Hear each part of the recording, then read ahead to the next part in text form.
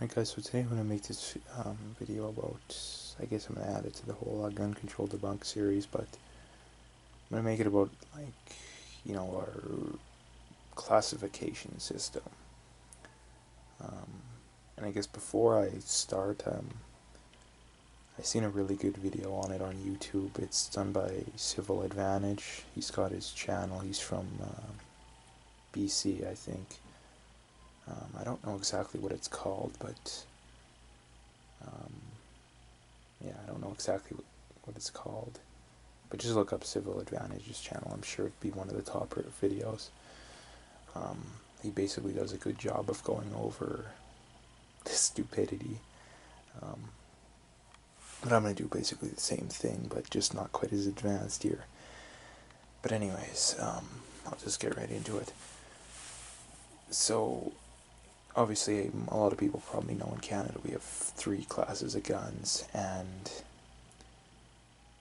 there isn't, I guess what's the best way to put this?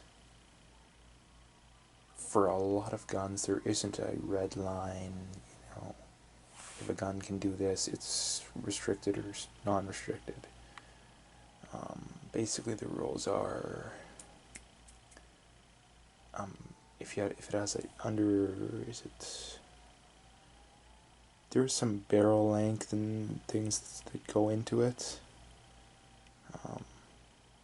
Barrel lengths, I guess. Hunting rifle or bolt action rifles are non-restricted. Pump action shotguns will be non-restricted. Obviously single shot and double barrel too. Obviously single shot, pump action rifles. 22s. Why, I should say pretty well every 22. There is some that are restricted and prohibited.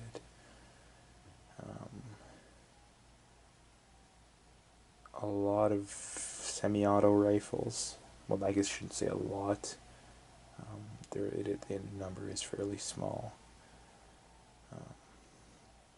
Yeah, those are really the 4 main kind of guns that are non-restricted. It's basically pretty well every kind of 22, pretty well every kind of shotgun, pretty well every hunting rifle. In fact, I don't know of any hunting rifles off the top of my head that are restricted, and then you got some semi-autos. Restricteds are going to be most handguns, AR-15s. That's pretty well your restricted class, but restricted can also be guns that, I believe it's the RCMP that decides, but any gun that they want to make restricted for any reason, they can do that. They don't have to give a reason. I'm going to be perfectly clear on that, but they can do it. Prohibited is pistols with it's a certain barrel length. I don't know exactly what it is, but most pistols fall under in fact, the vast majority fall under restricted. Some full autos will be prohibited. Some rifles can be prohibited. And again, prohibited, they can make any gun they want for any reason restricted. Hence, any reason. Doesn't have to be it's more effective, doesn't have to be it's for any reason. If the people who decide are having a bad day and they want to make, single shot shotguns prohibited, you could do it. So yeah, let's basically just get into it. Both these guns are non-restricted, and to be honest, both of these are every bit as effective as any restricted counterpart. I guess this is just a simple pump action 870, but I mean, in essence, it's got a 2-shot extension. It's got a folding and adjustable stock pistol grip. I couldn't think of a much more battle-ready shotgun. And that goes to this gun, to the MR1 too. I mean, you could give that to a soldier, you know, fighting in, like, Iraq isn't really going on much anymore, but when it was, and he wouldn't be outgunned at all if you gave him this gun. So in essence, this gun's every bit as effective as a AR-15 or M16 or M4. Maybe not, it's not full auto or burst, but I mean, it's every bit as reliable as any gun out there. Semi-auto, you know, you got pistol grips, AR-15 mag, adjustable buttstock. And I believe this gun too was originally designed for military use, so keep in mind that's non-restricted to AR-15s, which function almost exactly the same. The only difference between this gun and an AR-15 is an AR-15 really has rails, probably here, under top, and over top. Like, that's literally the only difference. Hence the term, the only difference is looks. And you're going to notice that a lot when you look up classes of guns. The only difference is looks. Which really goes to show the nature of Canadian gun laws, is that oftentimes they're based off looks, which is really crazy. I always like when anti-gunners always try and use logic when they're arguing with you, but the logic behind the restriction of certain guns and the non-restriction of other guns is their looks, which is literally like 6-year-olds would be smarter than that. Which shows how smart our anti-gun politicians are. But anyways, so again, I'd urge you to go check out that Civil Advantage video. I might even put a link in the description because I don't even remember what it's called. I'll put a link in the description, but it's a really good video.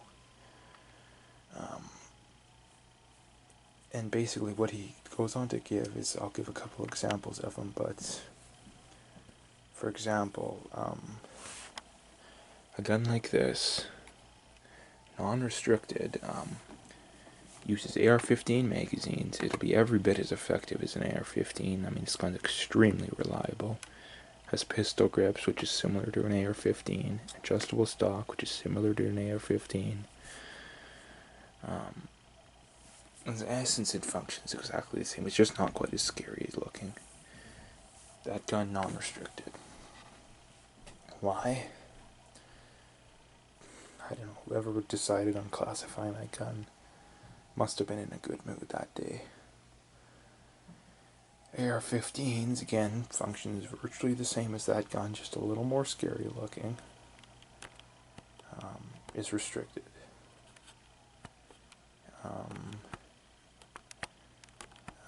And then you have a gun like the FN Scar, I believe.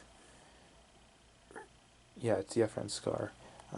Is prohibited. Again, semi-auto, uses these, functions almost exactly the same as this. You know, you could have pistol grips, stuff like that. It's prohibited because whoever was deciding on classifying that gun was probably having a bad day. Another example would be I don't know what it's called, but it's basically the 22 version of the AK-47. It looks pretty well identical to the AK-47, but it's a 22, and it was reclassified as prohibited. I don't know how long ago it was, but it doesn't really matter. And it was reclassified as prohibited because, and the reasoning was because that basically they thought it could be converted to an AK-47, even though it fired 22 bullets. Like, that's like me saying I could convert I don't even know, like, saying you could convert a Prius to a dump truck. Like, I guess you could if you had the time and money, but it'd just be retarded. But anyways, I guess another good one to tie into that would be I believe it's the CZ858. I mean, I know it's a CZ make, but I believe it's the 858. it looks almost identical. Even if you showed someone who doesn't know what they're talking about, they'd tell you it's an AK-47. Semi-auto, like I said, looks pretty similar to the AK-47, like almost identical. And it's non-restricted. As most people know, the AK-47 is prohibited, even semi-auto variants. Why? Because, I don't know, honestly, it beats me. If it's not looks, it's literally that they just are that crazy. But what are some other examples? I guess another good one to bring up would be there's a 50 BMG. It's actually a single shot 50 BMG, and I don't know what it's called. And that video I was gonna put in the description has it. It's either I believe it's prohibited, and the Barrett what's the Barrett? I should know this. The semi-auto Barrett that has like 10 shot semi-auto. I'm drawing a blank here, but 10 shot semi-automatic 50 BMG. It's non-restricted. And then other ones, this single shot is prohibited. Again, it's like I've went over and over. There's no logic behind this anti-gun, basically the anti-gun idea in general. We're going to restrict stuff because it's scary, basically. But only in certain circumstances, basically. Like, it's just crazy.